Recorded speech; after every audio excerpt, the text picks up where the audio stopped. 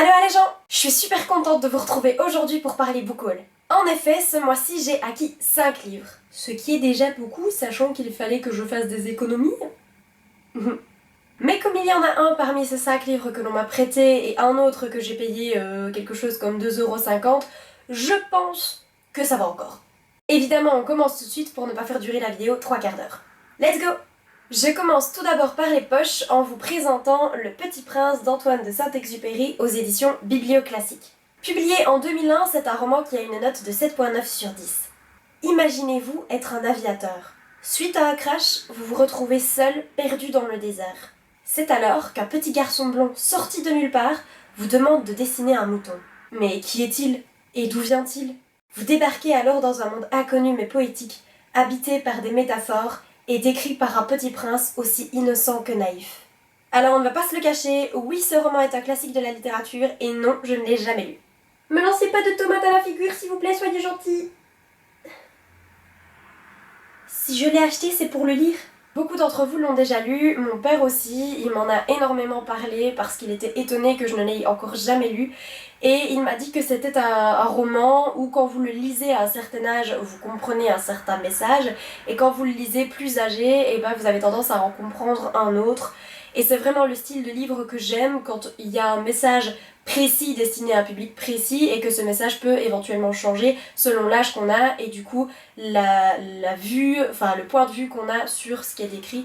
J'adore vraiment ce genre de principe et j'espère vraiment retrouver ça dans ce livre.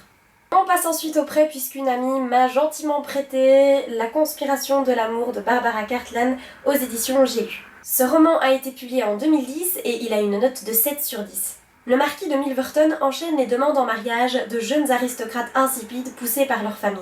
Le souci, aucune ne l'intéresse. Pas de bol, hein les filles. Alors lorsque le duc de Sandalford lui propose un défi, il l'accepte. Il devra épouser la femme idéale, mais sans que celle-ci ne sache qu'il est un homme de la haute société. Alors moi qui ne suis pas fan des romances, au début je me suis dit non merci.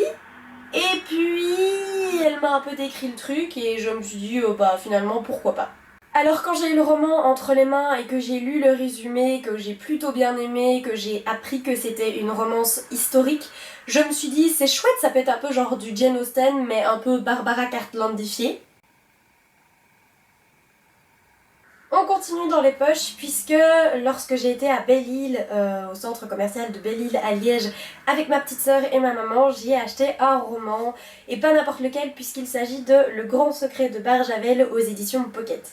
Publié en 2012, c'est un livre qui a une note de 7,9 sur 10. Par contre, je ne peux pas faire autrement que vous lire le résumé qu'il y a au dos du roman parce que plus complexe à résumer que ce résumé, il n'y a pas. C'est l'histoire d'un couple séparé par un extraordinaire événement, puis réunis dans des circonstances telles que jamais un homme et une femme n'en ont connu de pareil. C'est aussi l'histoire d'un mystère qui, depuis 1955, a réuni, à l'insu de tous, par-dessus les oppositions des idéologies et des impérialismes, les chefs des plus grandes nations. C'est ce grand secret qui a mis fin à la guerre froide, qui a causé l'assassinat de Kennedy, qui explique le comportement de De Gaulle en mai 1968, qui a rendu indispensables les voyages de Nixon à Moscou et à Pékin. C'est le secret de la plus grande peur et du plus grand espoir du monde. Alors quand on me dit que ça réunit Barjavel, que ça réunit une histoire d'amour et que ça réunit de la culture générale incluant l'assassinat de Kennedy, je peux pas dire non, on est d'accord. Vous ne le savez probablement pas, mais depuis que j'ai lu La Nuit des Temps de Barjavel, c'est un auteur à qui je voue un véritable culte. Du coup, lorsque je suis tombée malade et que mon père m'a ramené ce livre,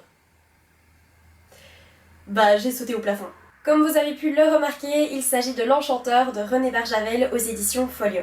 C'est un livre qui a été publié en 2012 et qui a une note de 8,2 sur 10. Galad dit Lancelot du Lac, Guenièvre, son amour et sa reine, puisque femme du roi Arthur, Perceval et Béni, les chevaliers de la table ronde? Non, toujours pas. Vous vous rappelez au moins de Viviane et de l'homme qu'elle aime. Ah si, vous pouvez pas me dire que vous ne savez pas. Psst, c'est Merlin les gens. Merlin. Ah bah oui, Merlin. Enfin, cet enchanteur qui se joue du temps qui passe tout en restant jeune et beau, vif et moqueur. Le résumé n'a pas suffi à vous convaincre de craquer. Ok, chacun ses goûts. Mais je vous lis vite fait les quelques phrases qui m'ont convaincu moi et puis on en reparle. Dans une Bretagne mythique, il y a plus de 1000 ans, vivait un enchanteur. Quand il quitta le royaume des hommes, il laissa un regret qui n'a jamais guéri. Le voici, revenu. Et enfin, j'ai quand même acheté un grand format puisque le dernier livre en est un. Pardon? Moi? J'ai dit que je faisais des économies. Moi? Ah non, mais on a du mal à se comprendre, je fais des économies, mais en dehors de mes bouquins.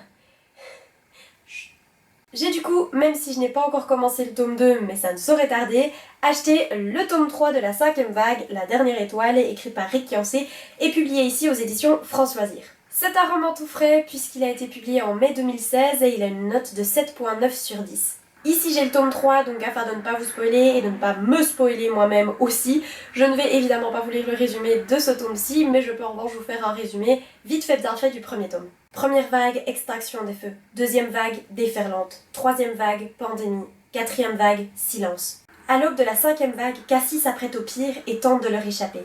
Mais échapper à qui? À eux. Ces êtres d'apparence humaine seulement. Survivre signifie pour Cassie rester seule. Mais c'était sans compter sa rencontre avec Evan Walker. C'est le 3e tome d'une série, j'ai entendu beaucoup de bien, énormément de bien sur le premier tome que j'ai moi-même adoré, que j'ai trouvé très addictif. J'ai ensuite entendu de moins bons échos sur le second tome, et puis quelques personnes m'ont dit que le 3e tome était très bon et remontait la pente, et d'autres m'ont dit que justement le 3e tome était vraiment tiré par les cheveux, que la fin partait complètement en cacahuète, et du coup voilà, je me suis dit que je me l'achetais, que même si j'aimais pas trop le 2e tome, je tenterai le 3e, peut-être que je ferai partie des gens qui trouvent que le 3e tome remonte la pente. Vous connaissez maintenant les 5 livres qui ont rejoint ma palle, n'hésitez pas à me dire en commentaire les livres qui ont rejoint votre palle à vous. N'hésitez pas à me retrouver sur ma page Facebook, sur Instagram, sur Snapchat, même si j'y suis moins, sur Tumblr, j'y suis aussi, sur Pinterest, enfin bref, tous les liens sont en barre d'infos, n'hésitez pas à les checker. N'oubliez pas de partager la vidéo si vous l'avez aimée et que vous l'avez trouvée intéressante, que ça soit à votre papa, à votre maman, à votre amie, à votre cousine, au gars qui est assis à côté de vous dans le train, je sais pas, à la personne qui est en face de vous assise au cinéma, que ça soit à l'ange qui est en train de voler dans le ciel. Non, là je vous conseille plutôt d'aller consulter un psychologue en fait. Ce serait peut-être mieux. Je vous retrouve très prochainement pour une vidéo du livre au film puisque j'ai récemment été voir Miss Peregrine et les enfants particuliers au cinéma. Ceux qui me suivent sur Instagram le savent probablement déjà. Et j'ai pas mal de choses à dire. Donc on se retrouve bientôt du coup. D'ici là, portez-vous bien et lisez bien. Ciao!